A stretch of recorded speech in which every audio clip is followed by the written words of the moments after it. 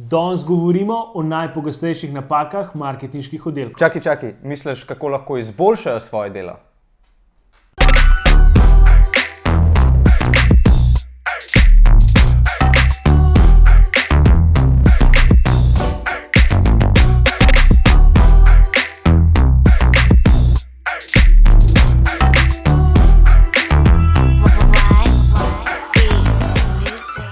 Dober dan, dobrodošli. 6. oddaja Point Out Weeklyja je tole. Zadnjič smo govorili o vsebinskem marketingu, tako da bomo dali tukaj link. Danes pa govorimo o najpogostejših napakah marketinških oddelkov ali nekaj takega, da me bo prav, je to super. Pripravili smo jih 4-5, ki smo jih mi zaznali skozi delo kot agencija z podjetji. Tako da najbolj, da greva kar v temo. Kaj praviš? Ja, najboljš, še preden pa, ko govoriš o teh napakah, mogoče bolj, da tukaj poudarimo, kje mi vidimo, da lahko vi kot podjetja, vi kot marketinški oddelki, posamezniki izboljšate svoje delo, da boste s tem dosegali boljše rezultate, da bo vaše delo, ker večina med vami vas dela tudi z agencijami, da bo vaše delo usklajevanje tudi s samimi agencijami še boljše, da boste še korak, dva, ta proces izboljša. Ok, the best. Začnimo prvi. Po moje prva je taka, za katero smo krivi kar vsi ljudje, že po naši naravi, ker smo zelo čustveni. Čustvena bitja, tako da prva taka zadevca je, ki jo marketinški oddelki delajo zelo pogosto kot neko napako, je to, da izhajajo iz sebe. Se pravi, posamezniki, ljudje, ki delajo v marketinškem oddelku, izhajajo precej iz sebe, iz svojih čustev. In tukaj velikokrat pride do neke take napake, kateri jaz rečem to, da se prehiter ali pa ker veliko delajo z znamko, jo dobro poznajo, se ful hitro poistovetijo z ciljno skupino.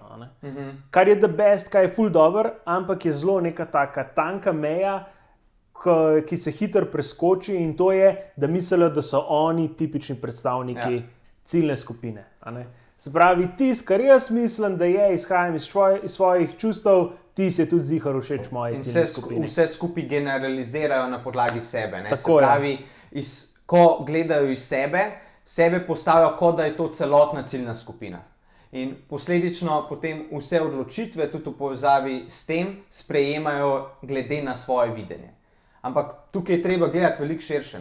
Ampak ja, smo emocionalna bitja, ampak enostavno se moramo zavedati, kako nam kdaj take zadeve škodijo, ko jih delamo. Ja, saj smo vsi taki.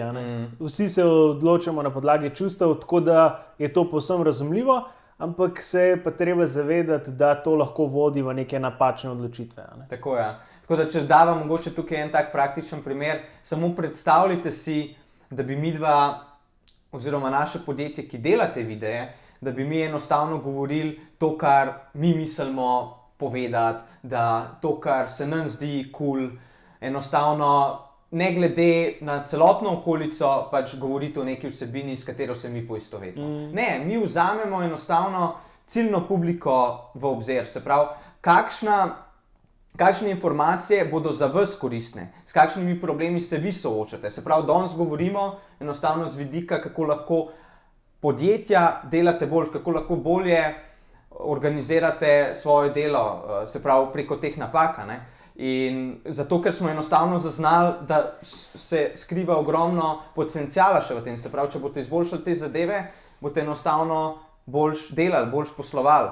In tukaj mi vidimo kot uporabno vrednost za vas, da je enostavno, kako lahko izboljšate zadeve. In ja, mi smo to zaznali in zaradi vas delamo točno ta video. Super. Kaj je pa naslednja zadeva, ki bi jo izpostavila? Naslednja zadeva po drugo točko je, da posamezniki velikokrat oziroma podjetja ne namenijo veliko pozornosti samemu izvedbenemu delu. Se pravi, spet v samih podjetjih, kaj se dogaja? Ogromno časa se vložite v sestavo briefa, da vse zadeve na vaši strani funkcionirajo. In si vzamete čas, da se odločite, s katero agencijo boste delali. Se pravi, zelo, zelo dobro priprava. Ampak velikokrat pa tukaj pozabljate, da je pa ključni del ta izvedbena aktivnost. In vse prevečkrat se potem zgodi, da ta čas, ki ga imamo mi kot agencija na razpolago, je zelo, zelo kratek. In moramo mi enostavno, zato ker je bilo prej toliko več časa porabljenega, enostavno imamo mi manj časa, s katerim moramo operirati. Ampak za izvedbeno aktivnost je potrebno še ponavadi več časa. Zaradi tega, ker predstavljajte si, vi ste tisti, ki svojo blagovno znamko poznate do obisti, ker na njej delate vsakodnevno. Agencije se spopadamo z 10, 50 blagovnimi znamkami in moramo najprej tudi blagovno znamko začutiti, spoznati. In potem nam je vse skupaj laže. In ja, tudi za nas je ta časovna komponenta zelo, zelo pomembna. In samo predstavljajte si, če bomo imeli mi pri tem več časa, bodo na koncu tudi boljši izdelki.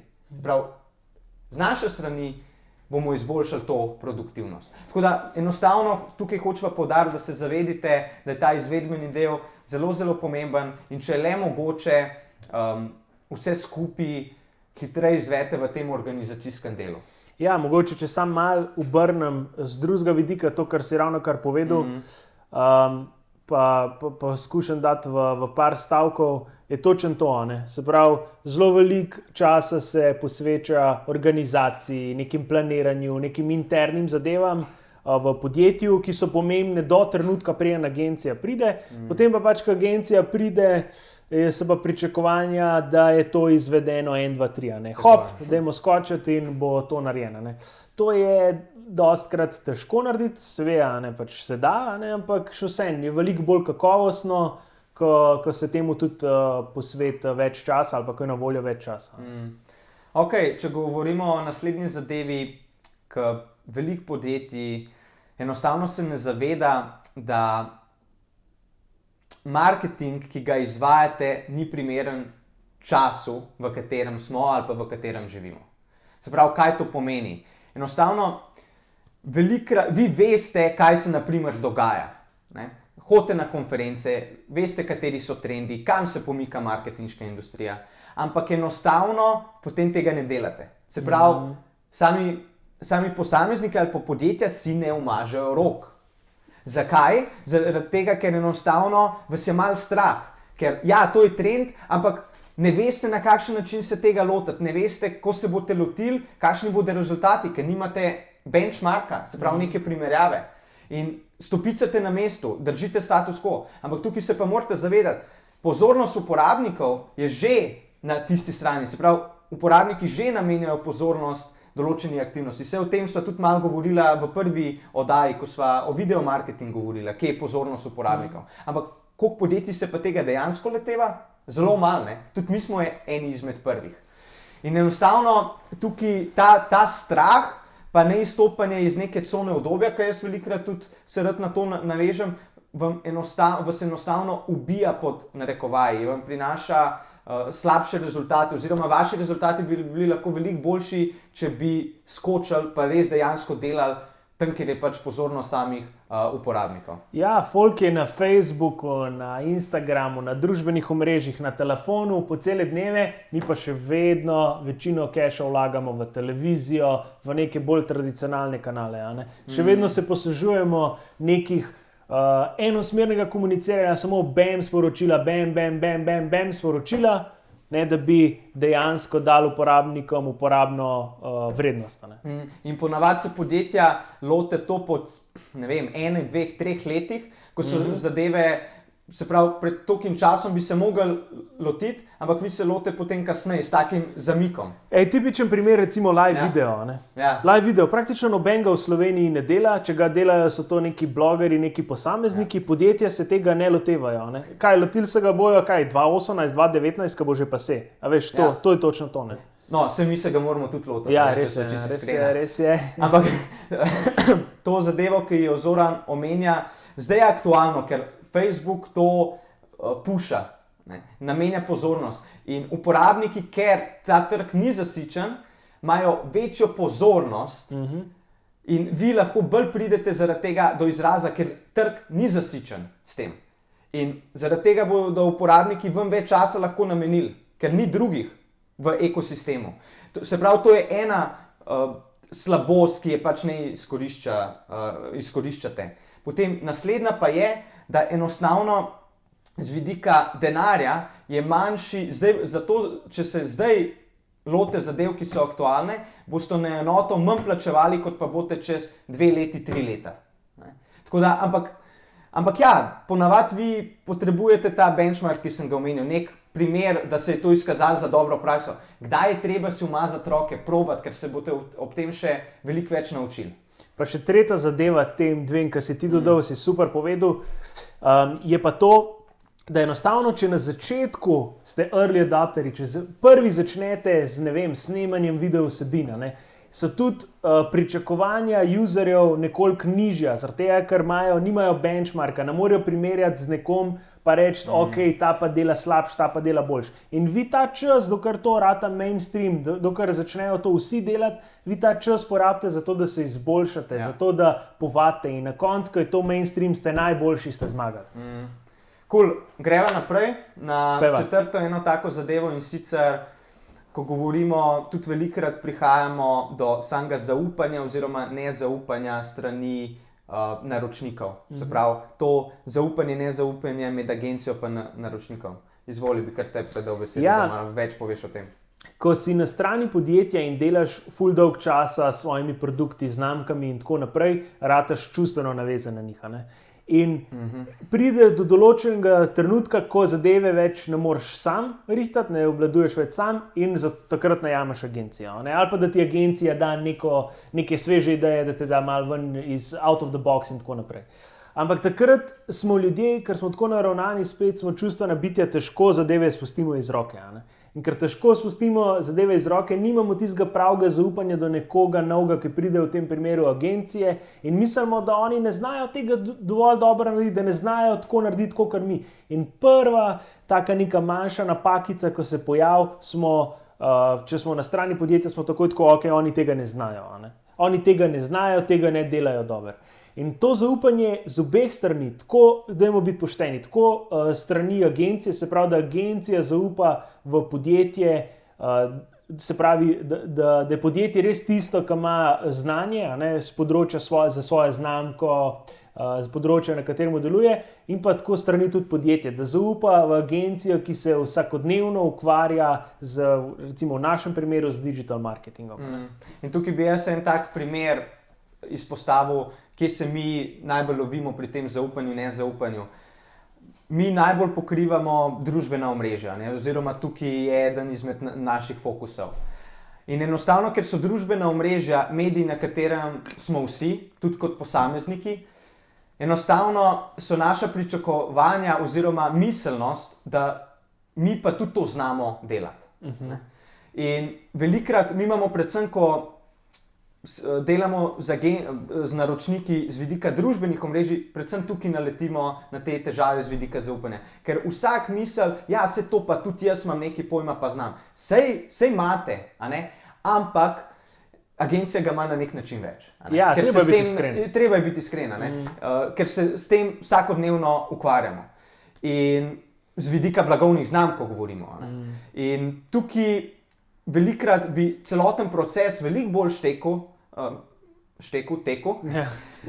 če bi enostavno nam dali več prostih rok, ker v bistvu s tem se povečuje neučinkovitost. Če boste vi skozi nadzirali, pa neke svoje inpute tudi iz te čustvene vpletenosti dali, bomo več časa porabili za nek minoren učinek, ki bi se tukaj lahko zgodil.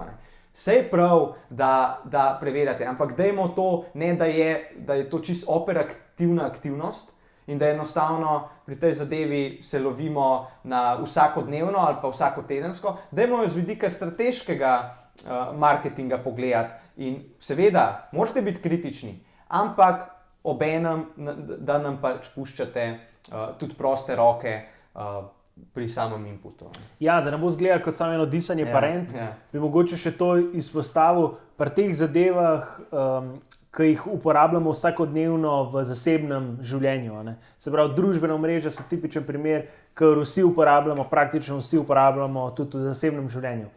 In hitro mislimo, da smo tako neki polstrokovnjaki. To je tako, kot gledamo fuzbal, a veš, in pol trener nekoga da ven, pa da nekega drugega igralca, in pa smo vsi pametni, pa kaj s tabo, pa ne boš njega menil, pa on je bil najboljši. Se ne zavedamo, da ima ta trener verjetno neke taktične zamisli, ki lahko boljš funkcioniramo, ker mi nimamo neke širše slike. Mogoče je igralec utrujen, mogoče ne vem, ni izpolnjeval pričakovanj trenerja, kakorkoli. Trener je tisti, ki ima pač širši strateški pogled na zadevo in zelo podobno je na strani agencije. Agencija ima ponavadi neko to širši pogled na družbeno mreže, to vsakodnevno dela iz profesionalnega vidika in verjetno ima več znanja kot nekdo, ki to uporablja samo v zasebnem življenju. Ok, greva še na peto tako zadevco in sicer bi pokrila marketinške briefe oziroma briefe projektov. Tukaj se velikokrat pojavi sledeča zadeva in sicer mi velikokrat v podjetje, mogoče bi dve zadevi jaz izpostavil, kdaj pač podjetja sploh ne znajo pravilnega briefa sestaviti, tudi glede na naše inpute. Se pravi, mi imamo sestavljen določen dokument, ki ga pošljemo samim podjetjem. Zato, da lažje pripravijo brief. Da lažje pripravijo. Včasih se zgodi, ampak včasih se zgodi, da pač podjetja ne vejo, kaj napisati v briefu, tudi zato, ker pač izhajajo iz sebe in imajo pač vse informacije in to je tako, pol pozabiš, kaj vse moram povedati, da bojo tudi drugi štekali. Težko se ljudje včasih zavedamo, da je pač nivo informacij podjetja tukaj, agencija na začetku je pa tukaj. In da pridemo na približno enako raven, je pač mora podjetje posredovati čim več informacij agenciji. Druga taka točka pa je, ravno s tem, kar je Zoran zaključil, pa podjetja lahko posredujete zelo veliko informacij in je brief zelo kakovostno sestavljen, ampak potem moramo pa mi kot agencija pripraviti že neko rešitev, brez nekega stika. Se pravi, kaj to pomeni? Mi dobimo brief v podjetje, ampak mi, ko preberemo ta brief, imamo lahko še veliko vprašanj. Vse ta vprašanja lahko po mailu predebatiramo, tudi po telefonu, ampak velikokrat bi bilo tukaj dobro, da se dobimo zelo na kratkem sestanku, naprimer lahko je to 20-30 minutni, ker mi pridemo z vprašanji na ta brief, in to v okviru 20-30 minut vse razčistimo. Zakaj? Ker s tem mi tudi začutimo to vašo emocionalno vpletenost. Kaj vi dejansko pričakujete z vašimi lastnimi besedami? Ker eno je napisano na papirju, drugo je pa to, kar pride iz vaših ust in kakšne odgovore podate. Tako da ta komponenta se nam zdi zelo ključna. In ja, saj mi razumemo, ko je brief dobro pripravljen, pa je na 5-10 straneh, tudi take briefe dobimo, ste vložili veliko časa, ga poslali tudi parim agencijam in potem enostavno mogoče nimate tega časa, ampak agencije bodo bolj pripravljene, če si enostavno vzamete še ta nek dodaten čas. Ja, ključno je tudi zato, ker se včasih zgodi, da agencije pridejo pol z nekimi idejami na sestanek, na pitch, na predstavitev in se ugotovi, da to pa ni čist, kar so podjetja pričakovala. In velikokrat je raven zato, ker enostavno ni neke možnosti mogoče dobiti dodatne informacije ali pa niso bile dovolj jasne, pač papir vse prenese. In to, kar jaz preberem na papirju, si lahko drugače interpretiram, kakor pač je podjetje miselno v osnovi. Evo, to je to za danes, ne? To je to za danes. Nekaj sva povedala, malo sva mogoče zdisala, ampak upam, da nam ne zamerite preveč. Še nekaj, dol pišite kak komentar, napišite kako vprašanje, bomo odgovorili na njega. Naslednjič pa govorimo o čem, Nejc? Jaz bi sam še to dodal, vse je bilo danes dobro namerno, z dobrim razlogom. Naslednjič bomo pa govorili o digitalizaciji podjetij oziroma kako zgraditi notranje marketinške time. Bam, do za doz, se vidimo do naslednjič. Čau. Čau.